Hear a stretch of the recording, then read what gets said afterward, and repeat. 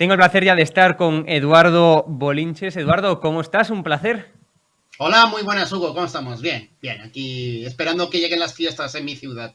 Bueno, a ver si llegan, pero desde luego la situación económica que estamos pasando los españoles en España es dramática. Ya era mala, pero ahora va de mal en peor. Vamos a dar una serie de datos y los comentamos, Eduardo, si te parece. La guerra en Ucrania restará un punto de avance del PIB a España al 4,6%. Otro dato dramático que pone en manifiesto esta situación es que la inflación costará este año 2.666 euros de media por familia en España. ¿Estamos, Eduardo, ante la tormenta perfecta? Pues prácticamente podríamos decir que sí, ¿no? Que tenemos todos los ingredientes dentro de la olla para que ocurra algo grave, ¿no? Son los daños colaterales. Yo siempre digo lo mismo, estamos en guerra mundial. Estamos en guerra mundial económica y de momento más vale que solo se quede ahí, ¿no?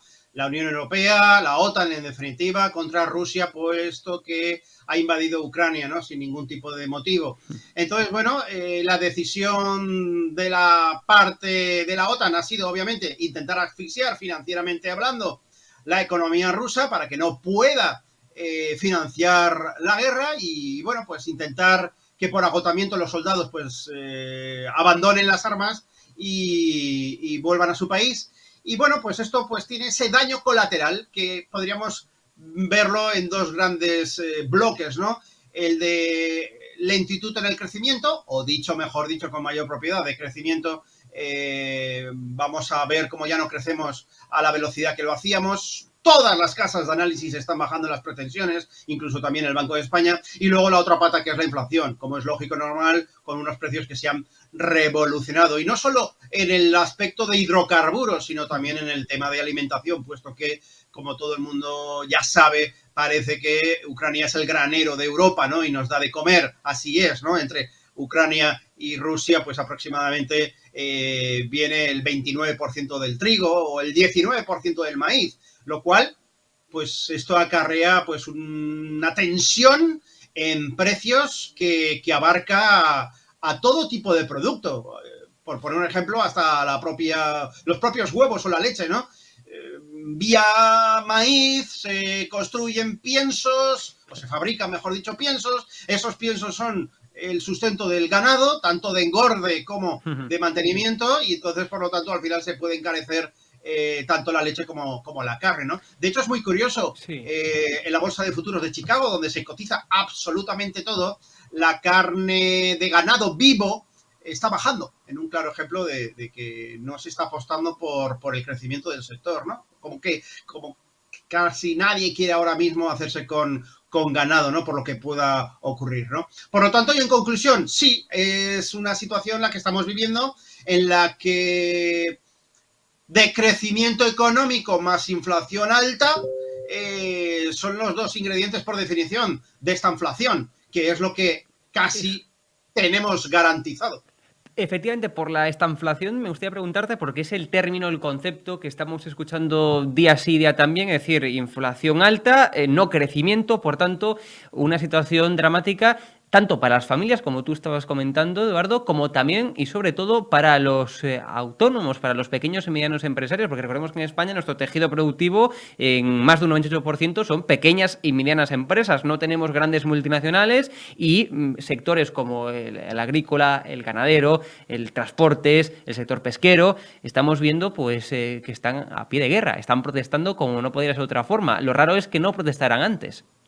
Sí, la verdad que sí. Y aún más te digo, ¿no? Que las grandes empresas, las grandes corporaciones, inclusive son las que sí que pueden trasladar el incremento de gastos, ¿no? Por ejemplo, en enero supimos, y así se hizo saber, que, por ejemplo, tanto grandes empresas como Inditex o Mercadona, con ese fin de mantener el poder adquisitivo de sus miles y miles de empleados, subían los sueldos un 5% para este ejercicio 2022.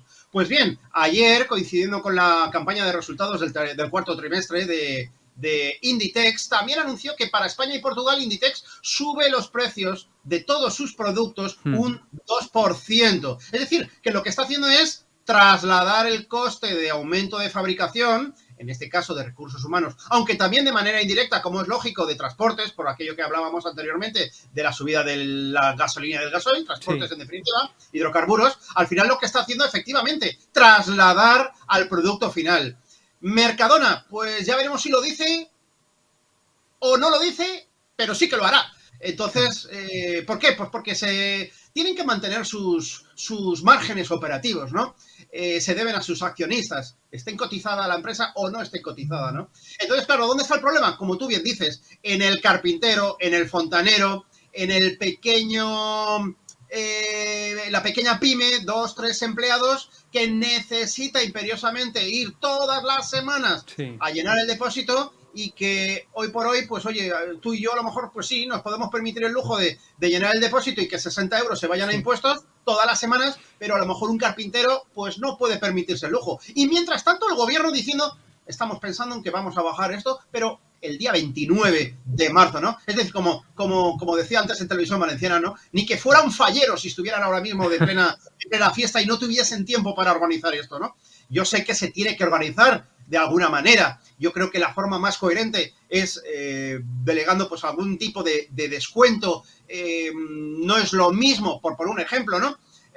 Pues bonificar una bajada de impuestos o reducir el impuesto o bonificar de alguna manera el precio del gasóleo y de la gasolina de manera genérica, porque claro, también, por poner un ejemplo, oye, un dentista que tenga una consulta a 50 kilómetros de otra, pues sus ingresos, esa persona pues obviamente va a poder permitirse el lujo de seguir gastándose el dinero en gasolina, ¿no? Pero como vuelvo a decir, un carpintero, el pobre, que necesita imperiosamente trasladar material de trabajo, ese no se lo puede permitir. Este es el grave problema que hay, ¿no? Es decir, que aparentemente la idea está muy bien, pero hoy y a fecha de hoy, meras palabras. ¿Por qué? Porque yo creo que mientras esto ocurre, siguen haciendo caja. Le viene muy bien. Es que prácticamente estamos hablando de que la mitad son impuestos.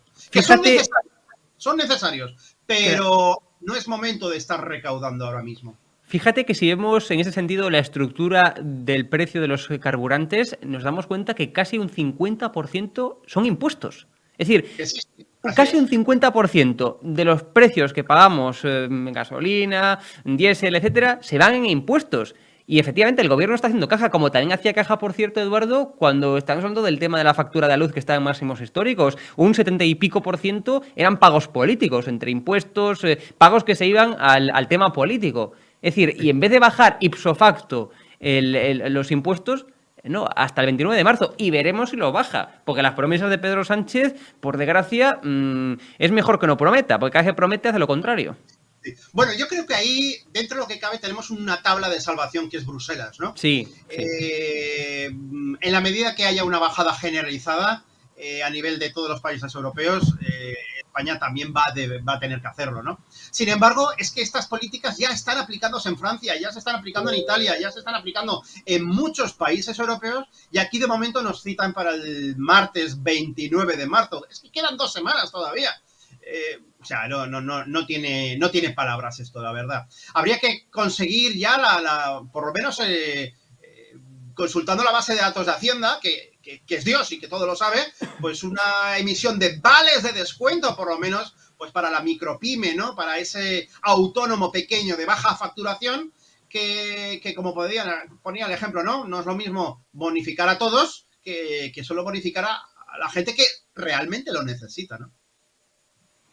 Y vamos a hacer, Eduardo, un poco de futurólogos. No me gusta mucho a mí hacer futurología, pero vamos a hacer un poco. Es decir, ¿qué puede pasar en el futuro? La incógnita ahora se llama China, si China va a ayudar o no, económicamente hablando, valga la redundancia, a Rusia. Por tanto, cronificar más todavía la guerra. La salvación, yo creo, de la guerra era que Rusia ya está en default, pero vamos, que acabara por hundirse del todo. Entonces, esa sería un poco la salvación para que el loco de Putin dejara de bombardear Ucrania. Pero si China finalmente ayuda económicamente a Rusia, pues se puede entonces cronificar la guerra y puede ser un mazazo para todo Occidente, desde luego, claro.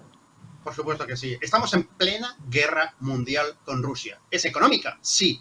Pero esto tiene una consecuencia, ese mal colateral es la inflación, es la dependencia del gas ruso. No tanto en España, pero sí, por ejemplo, en Alemania, ¿no? Ya se han tirado un tiro en el pie, no poniendo en marcha el Nord Stream 2, porque eso sería más dotación de dólares diarios. Estamos más o menos financiando a Rusia, comprando su gas y su petróleo, unos 800 millones de dólares al día.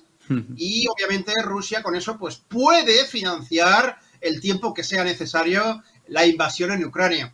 Entonces, claro, ahora como tú bien dices, ¿no? ¿Apoyar a China o no? Bueno, mi opinión, mi humilde opinión, es que China va a seguir manteniéndose relativamente neutral, con muchísima diplomacia, porque no puede romper relaciones. No puede romper relaciones con la Unión Europea. A fin de cuentas, el volumen de la Unión Europea en cuanto a balanza comercial con China y Unión Europea, se entiende, es como 7 veces más con la que tiene con Rusia. Es decir, que palabras muy buenas, muy diplomáticas, muy bien pensadas con Rusia, con Putin, sí, pero de ahí a enfadar a la Unión Europea, claro. no.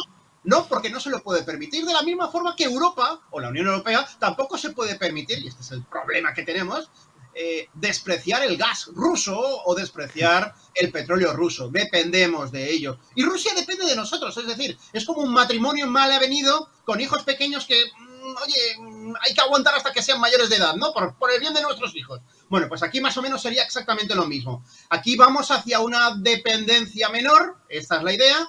Pero, claro, esto no se construye iba a decir en 3 semanas, ni en 3 meses, por supuesto que no, ¿no? Esto requiere de mucho tiempo, ¿no? Porque, claro, hay que coger gas. Y, claro, ahí está Estados Unidos, que es la parte ganadora de todo esto, ¿no? Claro, principal productor, ¿no? Eduardo, se podría convertir en el principal productor de gas. Efectivamente, ya es, bueno, siempre ha sido autosuficiente en petróleo, pero importaba unos 4 millones de barriles diarios. En el año 2020 dejó de importar y pasó a ser exportador neto de petróleo. Y ahora con el tema del gas licuado, gas natural licuado, pues obviamente nos está vendiendo la Unión Europea un 40% más caro el gas respecto a los precios rusos. Dentro de lo que cabe también es normal por los costes de transporte, ¿no? Un gas licuado pues tiene pues como si fuera una vacuna de Pfizer, para que la gente lo entienda, ¿no? Tiene que ser transportado en estado líquido a 160 grados bajo cero. Eso incrementa mucho sus costes, como es lógico, normal. Que, por cierto, ahí España debería sacar pecho con esas regasificadoras que tiene ahora mismo en producción, 6 y una séptima en próxima puesta en funcionamiento, y a ver si por una vez por todas conectamos con el sistema gasístico europeo, porque la conexión es un embudo que no nos permite estar en condición perfecta. O sea, podemos regasificar, podemos inclusive pasar a venderle gas a Marruecos, pero a Europa lo tenemos francamente difícil porque falta ahí un canuto bien grande por Cataluña y no por la zona de Irún, que es por donde más o menos, bueno, País Vasco, por donde lo tenemos, ¿no? Entonces, bueno, volviendo un poquito al tema, yo creo que el equilibrio se irá consiguiendo con el tiempo, es decir, sigue la dependencia del gas ruso, es decir, económicamente no va a haber ruptura de relaciones. Putin ya hubiese cortado el gas ruso, de hecho, ¿no? Todas, entre comillas, todas las sanciones que le estamos imponiendo, obviamente le estamos haciendo un daño económico brutal hasta el punto de que técnicamente en cuestión de 30 días va a haber un default oficial, ¿no? Entonces, claro, esto no va a romperse económicamente hablando. Nos necesitamos. China también necesita a la Unión Europea, por supuesto a todos los miembros de la OTAN, estoy hablando de Estados Unidos, y por lo tanto va a ser un equilibrio tenso, pero un equilibrio. Y por supuesto, lo que nace de todo esto es una gran guerra fría, de nuevo, que nos habíamos olvidado. Efectivamente. Es decir, es que ahora nadie, independientemente de cómo sea la salida, que puede ser de cualquier, porque esto está abierto a cualquier cosa, ¿no? Puede ser perfectamente asesinado Putin por alguien cercano de su confianza, o puede ser inclusive sentado en el Tribunal de la Haya, o lo que yo creo que ocurriría, ojalá no me equivoque, que es una salida en la que aparentemente creo que Rusia ya está dispuesto a firmar que sería, pues bueno, el reconocimiento de Crimea como zona rusa y toda la zona del Donbass a partir de ahora, y por supuesto, olvídense Ucrania de entrar en la OTAN, y militares sí, pero solo a nivel interno, es decir, nacionales de Ucrania y nada de bases de la OTAN, ¿no? Yo creo que por ahí es por donde creo que Putin podría dejar de bombardear a ciudadanos. Otra cosa es que se llegue al acuerdo, que lo veamos y, por supuesto, que quede así las cosas. Cosa que veo, eso sí que lo veo bastante difícil porque saldría ganador. Claro, y claro. Y otra vez un escenario de invasión total de Ucrania aquí de 4 años, por ponerte un ejemplo, ¿no? Eduardo Bolinches, un placer enorme tenerte aquí en Ves Digital y estamos en contacto. Un fuerte abrazo. Muchas gracias.